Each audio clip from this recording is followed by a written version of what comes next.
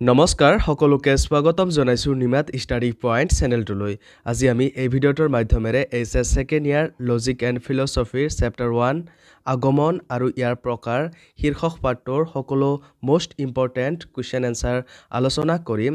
so ভিডিঅ'টোৰ শেষলৈকে চাবা ইয়াৰ পৰা বহুত প্ৰশ্ন তোমালোকৰ ফাইনেল এক্সামত কমন থাকিব যদি তুমি এতিয়ালৈকে এই চেনেলটো সাবস্ক্ৰাইব কৰা নাই তেন্তে প্লিজ চেনেলটো সাবস্ক্ৰাইব কৰি দিবা আৰু এইটো ভিডিও তোমালোকৰ বন্ধু বান্ধৱী অথবা তোমালোকৰ হিষ্টৰীৰ হোৱাটসঅ্যাপ গ্ৰুপত শ্বেয়াৰ কৰি দিবা মৰমৰ ছাত্ৰ ছাত্ৰীসকল এইটো ভিডিওৰ ডেসক্ৰিপচনত HS second year logic and ফিলচফিৰ সকলো চেপ্টাৰৰ ভিডিওৰ প্লেলিষ্টৰ লগতে পিডিএফৰ লিংক দিয়া আছে তাত ক্লিক কৰি তোমালোকে সকলো চেপ্টাৰৰ পিডিএফ ডাউনলোড কৰি লৈ লবা সো বলা তেন্তে বেছি পলম নকৰি আজিৰ ভিডিওটো আমি আৰম্ভ কৰো ক অতি সমূহ প্ৰশ্ন উত্তৰ প্ৰত্যেকটোৰ মূল্যাংক 1 কুৱেশ্যন নম্বৰ 1 আগমনৰ মূল বৈশিষ্ট্য কি এনসাৰ আগমনাত্মক জাপ কুৱেশ্যন নম্বৰ 2 পূৰ্ণ আগমনত জাপ থাকেনে এনসাৰ নাথাকে কুৱেশ্যন নম্বৰ 3 বৈজ্ঞানিক আগমনে কেনে ধৰণৰ বচন প্ৰতিষ্ঠা কৰে এনসাৰ সাৰ্বিক যথাৰ্থ বচন কুৱেশ্যন নম্বৰ 4 সিদ্ধান্ত আশ্ৰয় বাক্যতকৈ কম ব্যাপক উক্তিটো সঁচানে মিছা এনসাৰ মিছা কুৱেশ্যন নম্বৰ 5 বৈজ্ঞানিক আগমনৰ সিদ্ধান্ত সম্ভাব্য স্বভাৱৰ উক্তিটো সঁচানে মিছা এনসাৰ মিছা কুৱেশ্যন নম্বৰ 6 ঘটনা সংযোজন প্ৰকৃত আগমনৰ এটা প্ৰকাৰ হয়নে এনসাৰ নহয় কুৱেশ্যন নম্বৰ 7 অবৈজ্ঞানিক আগমনে বৈজ্ঞানিক আগমনৰ বাট মুকলি কৰে কথাষাৰ সঁচানে এনসাৰ সঁচা কুৱেশ্যন নম্বৰ 8 আগমন আৰু নিগমন এটা আনটোৰ পৰিপূৰক সঁচানে এনসাৰ সঁচা কুৱেশ্যন নম্বৰ 9 সাদৃশ্যানুমানৰ মূল ভিত্তি কি এনসাৰ সাদৃশ্য থকা বিষয়ৰ সংখ্যা কুৱেশ্যন নম্বৰ 10 আগমন আৰু নিগমনৰ পাৰ্থক্য মূলগত কথাষাৰ সঁচানে এনসাৰ সঁচা নহয় কুৱেশ্যন নম্বৰ 11 প্ৰকৃতিৰ একৰূপতা নীতি অবৈজ্ঞানিক আগমনৰ ভিত্তি সঁচানে এনসাৰ সঁচা কুৱেশ্যন নম্বৰ 12 পাচিটোত থকা সকলোবোৰ আম মিঠা ই কোন প্ৰকাৰৰ আগমনৰ উদাহৰণ এনসাৰ পূৰ্ণ আগমনৰ কুৱেশ্যন নম্বৰ 13 আগমন জাপ নাথাকিলে সেই আগমনক কি বোলে এনসাৰ তথাকথিত আগমন কুৱেশ্যন নম্বৰ 14 সাদৃশ্যমূলক অনুমানৰ সিদ্ধান্ত নিশ্চিত স্বভাৱৰ নে এনসাৰ নহয় কুৱেশ্যন নম্বৰ 15 সাদৃশ্যমূলক অনুমানত জনাৰ পৰা নজনালৈ যোৱা হয়নে এনসাৰ হয় কুৱেশ্যন নম্বৰ 18 যথাৰ্থ আগমন কেই প্ৰকাৰৰ এনসাৰ 3 প্ৰকাৰৰ কুৱেশ্যন নম্বৰ 19 ঘটনা সংযোজন আৰু পূৰ্ণ গণনা ভিত্তিক আগমনৰ মাজত পাৰ্থক্য আছে নে এনসাৰ আছে কুৱেশ্যন নম্বৰ 20 বৈজ্ঞানিক আগমন কাৰ্যকাৰণ বিধিৰ ওপৰত নিৰ্ভৰশীল হয়নে এনসাৰ হয় কুৱেশ্যন নম্বৰ 21 সকলো কাউৰী কলা ই কোন প্ৰকাৰৰ আগমনৰ উদাহৰণ এনসাৰ অবৈজ্ঞানিক কুৱেশ্যন নম্বৰ 22 আগমন অনুমান কেই প্ৰকাৰৰ এনসাৰ 2 প্ৰকাৰৰ কুৱেশ্যন নম্বৰ 23 বৈজ্ঞানিক আগমনৰ সিদ্ধান্ত নিশ্চিত কিয় এনসাৰ বৈজ্ঞানিক আগমনে কাৰ্যকৰণ সম্বন্ধৰ ওপৰত নিৰ্ভৰ কৰি সিদ্ধান্ত বচন প্ৰতিষ্ঠা কৰে বাবে ইয়াৰ সিদ্ধান্ত বচন নিশ্চিত খ সমূহ প্ৰশ্ন উত্তৰ প্ৰত্যেকটোৰ মূল্যাংক 2 কুৱেশ্যন নম্বৰ 1 আগমন কেই প্ৰকাৰৰ আৰু কি কি এনসাৰ আগমন প্ৰধানত 2 প্ৰকাৰৰ যেনে ক প্ৰকৃত আগমন আৰু কথাকথিত আগমন বা আগমনাভাস প্ৰকৃত আগমন আকৌ 3 প্ৰকাৰৰ যেনে ক বৈজ্ঞানিক আগমন খ অবৈজ্ঞানিক আগমন আৰু গ সাদৃশ্যানুমান কথাকথিত আগমন আকৌ 3 প্ৰকাৰৰ যেনে ক পূৰ্ণ আগমন খ যুক্তি সাদৃশ্যানুমান আৰু গ ঘটনা সংযোজন কুৱেশ্যন নম্বৰ 2 বৈজ্ঞানিক আগমনৰ সংজ্ঞা দিয়া এইটো প্ৰশ্ন এইচএছ 2019 আৰু 20 বৰ্ষৰ ফাইনেল এক্সামত আহিছিল এনসাৰ যি আগমন অনুমানত বিশেষ বিশেষ ঘটনা নিৰীক্ষণ কৰি প্ৰকৃতিৰ এক ৰূপতা বিধি আৰু কাৰ্যকাৰণ সম্বন্ধৰ ভিত্তিত সেই জাতীয় সকলো ঘটনা সম্পৰ্কে এটা যথাৰ্থ বচন সিদ্ধান্ত হিচাপে প্ৰতিষ্ঠা কৰা হয় তাকে বৈজ্ঞানিক আগমন বোলে কোৱেশ্চন নাম্বাৰ 3 অবৈজ্ঞানিক আগমন কি এনসাৰ প্ৰকৃতিৰ বিশেষ বিশেষ ঘটনাৰাজিক নিৰীক্ষণ কৰি কাৰ্যকাৰণ নিয়ম প্ৰতিষ্ঠা নকৰি কেৱল অপ্ৰীতিৰুদ্ধ অভিজ্ঞতাৰ ওপৰত নিৰ্ভৰ কৰি যি সামান্য সিদ্ধান্ত বচন প্ৰতিষ্ঠা কৰা হয় তাকে অবৈজ্ঞানিক আগমন বোলে কোৱেশ্চন নাম্বাৰ 4 তথাকথিত আগমন বা আগমনাভাসৰ সংজ্ঞা দিয়া এনসাৰ যি আগমনত আগমনৰ মূল লক্ষণ আগমনাত্মক জাপটো নাথাকে অৰ্থাৎ যি আগমনত বিশেষ বিশেষ বস্তু বা ঘটনাৰ সম্বন্ধৰ জ্ঞানৰ ভিত্তিত সেই জাতীয় সকলো বস্তু বা ঘটনা সম্বন্ধে সামান্য সম্বন্ধৰ জ্ঞানত উপনীত হোৱা যায় তাক তথাকথিত আগমন বা আগমনাভাস বোলে কোৱেশ্চন নাম্বাৰ 5 নিগমন অনুমান কাক বোলে এনসাৰ যি অনুমান প্ৰক্ৰিয়াত সাৰ্বিক সম্বন্ধৰ জ্ঞানৰ ভিত্তিত বিশেষ সম্বন্ধৰ জ্ঞানত উপনীত হোৱা যায় তাকে নিগমন অনুমান বোলে কোৱেশ্চন নাম্বাৰ 6 প্ৰকৃত আগমন কাক বোলে এনসাৰ যি আগমনত আগমনৰ মূল লক্ষণ আগমনাত্মক জাপ থাকে অৰ্থাৎ যি আগমনত বিশেষ বিশেষ বস্তু বা ঘটনা সম্বন্ধৰ জ্ঞানৰ ভিত্তিত সেই জাতীয় সকলো বস্তু বা ঘটনা সম্বন্ধে সামান্য সম্বন্ধৰ জ্ঞানত উপনীত হোৱা যায় তাকে প্ৰকৃত আগমন বোলে কোৱেশ্চন নাম্বাৰ 7 যুক্তি কাক বোলে এনসাৰ অনুমানক যেতিয়া ভাষাত প্ৰকাশ কৰা হয় তেতিয়া তাক যুক্তি বুলি কোৱা হয় এই যুক্তি দুটা বা ততোধিক বচনৰ দ্বাৰা গঠিত হয় কোৱেশ্চন নাম্বাৰ 8 আধাৰ বাক্য বা আশ্ৰয় বাক্য বুলিলে কি বুজা এনসাৰ যি বচনৰ সত্যতাৰ ওপৰত নিৰ্ভৰ কৰি আন এটা বচনৰ সত্যতাত উপনীত হোৱা যায় তাক আধাৰ বাক্য বা আশ্ৰয় বাক্য বুলি কোৱা হয় কোৱেশ্চন নাম্বাৰ 10 সিদ্ধান্ত কাক বোলে এনসাৰ যি বচনৰ সত্যতাৰ ওপৰত নিৰ্ভৰ কৰি আন এটা বচনৰ সত্যতাত উপনীত হোৱা যায় তাক আধাৰ বাক্য বা আশ্ৰয় বাক্য বুলি কোৱা হয় আৰু আশ্ৰয় বাক্যৰ পৰা যিটো বচন নিঃসৃত কৰা হয় তাকে সিদ্ধান্ত বোলে কোৱেশ্চন নাম্বাৰ 11 সাদৃশ্যানুমান কি এনসাৰ দুটা বস্তুৰ মাজত কিছুমান গুণ বা লক্ষণৰ সাদৃশ্য লক্ষ্য কৰি সেই সাদৃশ্যৰ ভিত্তিত এটা বস্তুত থকা কোনো গুণ বা লক্ষণ দ্বিতীয় বস্তুটোত থকা বুলি যি অনুমান কৰা হয় তাক সাদৃশ্যানুমান বোলে কোৱেশ্চন নাম্বাৰ 12 আগমনাত্মক জাপ কি এনসাৰ আগমন অনুমান প্ৰক্ৰিয়াত বিশেষ বিশেষ ঘটনাৰ অভিজ্ঞতাৰ ভিত্তিত সাৰ্বিক সম্বন্ধৰ জ্ঞানত উপনীত হওঁতে যি জাপ বা সংকট সৃষ্টি হয় সেই জাপকে আগমন জাপ বা আগমন সংকট বুলি কোৱা হয় কোৱেশ্চন নাম্বাৰ 13 পূৰ্ণ আগমন কি এনসাৰ যি আগমনত সন্নিৱিষ্ট প্ৰত্যেকটো বিশেষ সিদ্ধান্তকে পৃথক পৃথকভাৱে পৰীক্ষা কৰি সামান্য বচন প্ৰতিষ্ঠা কৰা হয় তাকে পূৰ্ণ আগমন বোলে কোৱেশ্চন নাম্বাৰ 14 সুসাদৃশ্যানুমান কাক কয় এনসাৰ যি সাদৃশ্যানুমানত দুটা বস্তুৰ মাজত থকা সাদৃশ্যবোৰ মৌলিক আৰু গুৰুত্বপূৰ্ণ গুণৰ সাদৃশ্য হয় সেই সাদৃশ্যানুমানক সুসাদৃশ্যানুমান বোলে কোৱেশ্চন নাম্বাৰ 15 দুসাদৃশ্যানুমান বা কুসাদৃশ্যানুমান কি এনসাৰ যি সাদৃশ্যানুমানত দুটা বস্তুৰ মাজত থকা সাদৃশ্যবোৰ মৌলিক আৰু গুৰুত্বপূৰ্ণ গুণৰ সাদৃশ্য নহয় গৌণ বা আকস্মিক গুণৰহে সাদৃশ্য মাত্ৰ সেই সাদৃশ্যানুমানক দুসাদৃশ্যানুমান বা কুসাদৃশ্যানুমান বোলে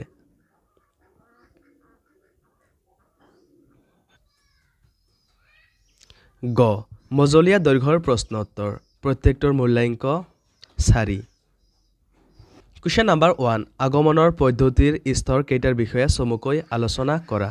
এনসাৰ আগমনৰ পদ্ধতিৰ স্তৰ 4টা যথা ক নিৰীক্ষণ খ প্ৰকল্প গঠন গ সামান্যীকৰণ আৰু ঘ সত্যাপন তলত এইবোৰৰ বিষয়ে চমুকৈ আলোচনা কৰা হ'ল ক নিৰীক্ষণ আগমনৰ অনুমানত বিশেষৰ পৰা সামান্যলৈ যোৱা হয় এই পদ্ধতিৰ প্ৰথম স্তৰটো হ'ল নিৰীক্ষণ ঘটনাৰ মাজত কি প্ৰকাৰৰ একৰূপী আৰু কাৰ্যকৰণ সম্বন্ধ আছে তাক পোনতে নিৰীক্ষণ কৰা হয় খ প্ৰকল্প গঠন আগমনৰ দ্বিতীয় স্তৰ হ'ল প্ৰকল্প গঠন এই স্তৰত জটিল ঘটনাৰ বিশ্লেষণ অপসৰণ আৰু পাৰিপাৰ্শ্বিক অৱস্থাৰ পৰিৱৰ্তনৰ দ্বাৰা যেতিয়া স্থিৰ কৰা হয় যে কোনো দুটা ঘটনাৰ মাজৰ সম্বন্ধ নিয়ত বা অপৰিৱৰ্তনীয় তেতিয়া সেই ঘটনাৰ মাজত কাৰ্যকৰণ সম্বন্ধৰ অস্তিত্বৰ বিষয়ে এটা প্ৰকল্প গঠন কৰা হয় গ সামান্যীকৰণ সামান্যীকৰণ হ'ল আগমনৰ তৃতীয় স্তৰ এই স্তৰত বিশেষ ঘটনাৰ জ্ঞানৰ ভেটিত সেই ঘটনাৰ লগত মিল থকা সকলো ঘটনাৰ বিষয়ে এটা সামান্য বাক্য স্থাপন কৰা হয় যেতিয়া পৰীক্ষামূলক প্ৰণালী প্ৰয়োগৰ দ্বাৰা কাৰ্যকাৰণ সম্বন্ধৰ অস্তিত্ব প্ৰমাণিত হয় তেতিয়া সামান্য বাক্য স্থাপন সম্ভৱ হয় খ সত্যাপন আগমনৰ শেষ স্তৰ হ'ল সত্যাপন যি ঘটনাৰ সম্বন্ধে সামান্য বাক্য স্থাপন কৰা হয় সেই ঘটনাৰ অনুৰূপ আন ঘটনাৰ ক্ষেত্ৰতো সত্য হয়নে নহয় সেই বিষয়ে অনুসন্ধান চলোৱা হয় অনুৰূপ আন ঘটনাৰ ক্ষেত্ৰত সামান্য বাক্যটো সত্য হ'লে সি নিয়ম বুলি গণ্য কৰা হয় কুৱেশ্যন নম্বৰ 2 বৈজ্ঞানিক আগমন কি ইয়াৰ বৈশিষ্ট্যসমূহ আলোচনা কৰা এইটো প্ৰশ্ন HS 2022 আৰু 2023 বৰ্ষৰ ফাইনেল এক্সামত আহিছিল এনসাৰ যি আগমন অনুমানত বিশেষ ঘটনাৰ নিৰীক্ষণ কৰি প্ৰকৃতিৰ একৰূপতা বিধি আৰু কাৰ্যকৰণ সম্বন্ধৰ ভিত্তিত সেই জাতীয় সকলো ঘটনা সম্পৰ্কে এটা যথাৰ্থ বচন সিদ্ধান্ত হিচাপে প্ৰতিষ্ঠা কৰা হয় তাকে বৈজ্ঞানিক আগমন বোলে বৈজ্ঞানিক আগমনৰ বৈশিষ্ট্যসমূহ হ'ল ক বৈজ্ঞানিক আগমনত একোটা বচন প্ৰতিষ্ঠা কৰা হয় এই বচন কোনো ধাৰণা বা প্ৰত্যয় নহয় বচন হ'ল দুটা পদৰ সম্বন্ধ দুটা পদৰ ধাৰণাৰ মাজত সম্পৰ্ক স্থাপন কৰি এটা সাৰ্বিক বচন গঠন কৰা বৈজ্ঞানিক আগমনৰ কাম খ বৈজ্ঞানিক আগমনত সাৰ্বিক বচন সিদ্ধান্ত হিচাপে প্ৰতিষ্ঠা কৰা হয় ইয়াৰ দ্বাৰাই বিধেয় পদে উদ্দেশ্য পথ সম্বন্ধে নতুন জ্ঞান প্ৰদান কৰে গ ইয়াৰ সিদ্ধান্তটো নিৰীক্ষণ আৰু পৰীক্ষণৰ ওপৰত প্ৰতিষ্ঠিত হয়ে ইয়াৰ সিদ্ধান্তটো বস্তুগতভাৱে সত্য খ ইয়াৰ সিদ্ধান্ত বচনটো সাৰ্বিক ইয়াত বিশেষ বচনেৰে আৰম্ভ কৰি সামান্য সিদ্ধান্তত উপনীত হ'ব পাৰি বৈজ্ঞানিক আগমনত জ্ঞাত কথাৰ পৰা অজ্ঞাত কথাতকৈ যোৱা হয় ইয়াত সদায় আগমনৰ জাপ বিদ্যমান প্ৰথম বৈজ্ঞানিক আগমনত বস্তুগত ভিত্তিৰ উপৰিও প্ৰকৃতিৰ একৰূপতা নীতি কাৰ্যকাৰণ নিয়ম মানি চলা হয় সেয়ে ই বস্তুগতভাৱে সত্য হোৱাৰ উপৰিও আকাৰগতভাৱেও সত্য হ'বলৈ বাধ্য কুৱেশ্যন নম্বৰ 3 অবৈজ্ঞানিক আগমন কি ইয়াৰ বৈশিষ্ট্যসমূহ আলোচনা কৰা এইটো প্ৰশ্ন HS 2022-23 বৰ্ষৰ ফাইনেল এক্সামত আহিছিল এনসাৰ প্ৰকৃতিৰ বিশেষ ঘটনাৰাজিক নিৰীক্ষণ কৰি কাৰ্যকাৰণ নিয়ম প্ৰতিষ্ঠা নকৰি কেৱল অপ্ৰীতিৰুদ্ধ অভিজ্ঞতাৰ ওপৰত নিৰ্ভৰ কৰি যি সামান্য সিদ্ধান্ত বচন প্ৰতিষ্ঠা কৰা হয় তাকে অবৈজ্ঞানিক আগমন বোলে অবৈজ্ঞানিক আগমনৰ বৈশিষ্ট্যসমূহ হ'ল ক অবৈজ্ঞানিক আগমনত এটা যথাৰ্থ বচন প্ৰতিষ্ঠা কৰা হয় খ ইয়াৰ সাৰ্বিক বচনটো বিশেষ বহু দৃষ্টান্তৰ পৰ্যবেক্ষণৰ ওপৰত নিৰ্ভৰশীল গ ইয়াৰ সিদ্ধান্ত বচনটো পৰ্যবেক্ষণৰ ওপৰত নিৰ্ভৰশীল হ'লেও কেৱল পৰ্যবেক্ষণৰ জৰিয়তে সাৰ্বিক সিদ্ধান্ত প্ৰতিষ্ঠা কৰিব নোৱাৰি ঘ অবৈজ্ঞানিক আগমন অবিৰুদ্ধ অভিজ্ঞতাৰ ওপৰত নিৰ্ভৰশীল কোনো বস্তু বা ঘটনাৰ বহুতো দৃষ্টান্ত পৰ্যবেক্ষণ কৰি কোনো ক্ষেত্ৰত বিৰোধী দৃষ্টান্ত নেদেখি ইয়াৰ ভিত্তিক সাৰ্বিক সিদ্ধান্ত প্ৰতিষ্ঠা কৰা হয় অবৈজ্ঞানিক আগমনৰ সিদ্ধান্তৰ সত্যতা নিশ্চিত স্বভাৱৰ নহয় ই সম্ভাৱনামূলকহে Question number 4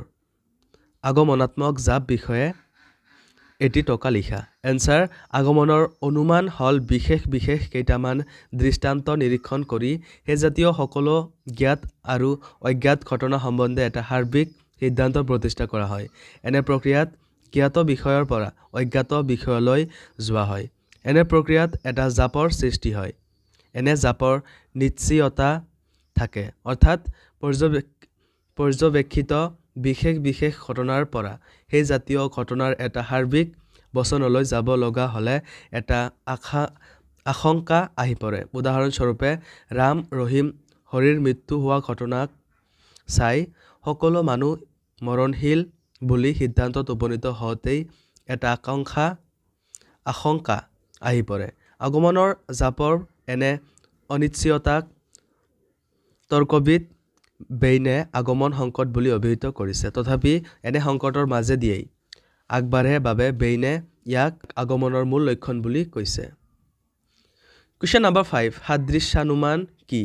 ইয়াৰ বৈশিষ্ট্যবোৰ আলোচনা কৰা এইটো প্ৰশ্ন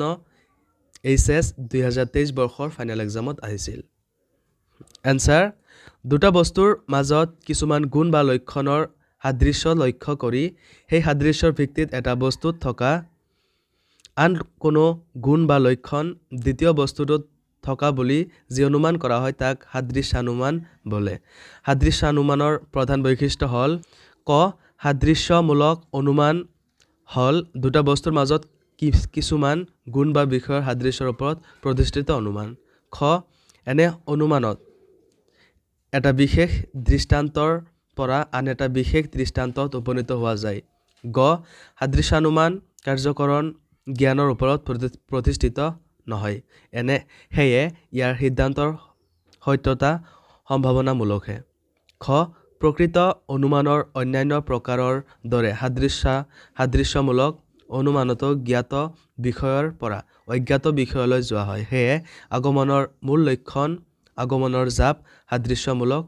অনুমানতো বিদ্যমান Question number 6 বৈজ্ঞানিক আগমন আৰু অবৈজ্ঞানিক আগমনৰ মাজত থকা তিনিটা সাদৃশ্য লিখা এনসাৰ বৈজ্ঞানিক আগমন আৰু অবৈজ্ঞানিক আগমনৰ মাজত থকা সাদৃশ্যবোৰ হল ক দুয়ো প্ৰকাৰৰ আগমনতেই একোটা যথাৰ্থ বচন প্ৰতিষ্ঠা কৰা হয় খ বৈজ্ঞানিক আগমন আৰু অবৈজ্ঞানিক আগমন উভয়ে পৰ্যবেক্ষণৰ ওপৰত নিৰ্ভৰশীল গ দুয়ো প্ৰকাৰৰ অনুমানতেই আগমনাত্মক জাপ বিদ্যমান খ ৰচনাধৰ্মী প্ৰশ্নোত্তৰ প্ৰত্যেকটোৰ মূল্যাংক 6 Question number 1 বৈজ্ঞানিক অনুমান আৰু অবৈজ্ঞানিক অনুমানৰ মাজত থকা পাৰ্থক্যসমূহ আলোচনা কৰা এনসাৰ বৈজ্ঞানিক অনুমান আৰু অবৈজ্ঞানিক অনুমানৰ মাজত থকা পাৰ্থক্যসমূহ হল ক যি আগমন অনুমানত বিশেষ ঘটনা নিৰীক্ষণ কৰি প্ৰকৃতিৰ একৰূপতা বিধি আৰু কাৰ্যকৰণ সম্বন্ধৰ ভিত্তিত সেই জাতীয় সকলো ঘটনা সম্পৰ্কে এটা যথাৰ্থ বচন সিদ্ধান্ত হিচাপে প্ৰতিষ্ঠা কৰা হয় তাকে বৈজ্ঞানিক আগমন বোলে আনহাতে প্ৰকৃতিৰ বিশেষ ঘটনাৰাজিক নিৰীক্ষণ কৰি কাৰ্যকাৰণ নিয়ম প্ৰতিষ্ঠা নকৰি কেৱল অপ্ৰীতিৰুদ্ধ অভিজ্ঞতাৰ ওপৰত নিৰ্ভৰ কৰি যি সামান্য সিদ্ধান্ত বচন প্ৰতিষ্ঠা কৰা হয় তাকে অবৈজ্ঞানিক আগমন বোলে খ বৈজ্ঞানিক আগমনৰ সিদ্ধান্তটো নিৰীক্ষণ আৰু পৰীক্ষণৰ ওপৰত প্ৰতিষ্ঠিত হয় ইয়াৰ সিদ্ধান্তটো বস্তুগতভাৱে সত্য আনহাতে অবৈজ্ঞানিক আগমনৰ সিদ্ধান্তৰ সত্যতা নিশ্চিত স্বভাৱৰ নহয় ই সম্ভাৱনামূলকহে গ ইয়াৰ সিদ্ধান্ত বচনটো সাৰ্বিক ইয়াত বিশেষ বচনেৰে আৰম্ভ কৰি সামান্য সিদ্ধান্তত উপনীত হ'ব পাৰি আনহাতে অবৈজ্ঞানিক অনুমানত সিদ্ধান্ত বচনটো পৰ্যবেক্ষণৰ ওপৰত নিৰ্ভৰশীল হলেও কেৱল পৰ্যবেক্ষণৰ জৰিয়তে সাৰ্বিক সিদ্ধান্ত প্ৰতিষ্ঠা কৰিব নোৱাৰি খ বৈজ্ঞানিক আগমন এটা জটিল প্ৰক্ৰিয়া বুলি ক'ব পাৰি কাৰণ বৈজ্ঞানিক আগমনত 4টা স্তৰ আছে যেনে পৰ্যবেক্ষণ প্ৰকল্প গঠন প্ৰমাণীকৰণ সত্যাপন ইত্যাদি আনহাতে অবৈজ্ঞানিক আগমন অতি সৰল ইয়াত একৰূপতা অভিজ্ঞতাৰ ভিত্তিত সিদ্ধান্ত বচন প্ৰতিষ্ঠা কৰা হয় সো মৰমৰ ছাত্ৰ-ছাত্ৰীসকল আজিলৈ এইখিনিয়ে আশা কৰোঁ এই ভিডিঅ'টো তোমালোকক সহায় কৰিছে যদি ভিডিঅ'টো ভাল লাগিছে তেন্তে এইটো ভিডিঅ' তোমালোকৰ বন্ধু-বান্ধৱী অথবা তোমালোকৰ লজিক এণ্ড ফিলছফিৰ হোৱাটছআপ গ্ৰুপত শ্বেয়াৰ কৰি দিবা চেনেলটো যদি এতিয়ালৈকে ছাবস্ক্ৰাইব কৰা নাই তেন্তে প্লিজ চেনেলটো ছাবস্ক্ৰাইব কৰি দিবা মৰমৰ ছাত্ৰ-ছাত্ৰীসকল এইটো ভিডিঅ'ৰ ডেছক্ৰিপশ্যনত HS second year logic and ফিলছফিৰ সকলো চেপ্টাৰৰ ভিডিঅ'ৰ প্লেলিষ্টৰ লগতে পিডিএফৰ লিংক দিয়া আছে তাত ক্লিক কৰি তোমালোকে সকলো চেপ্টাৰৰ পিডিএফ অতি সোনকালে ডাউনলোড কৰি লৈ ল'বা ধন্যবাদ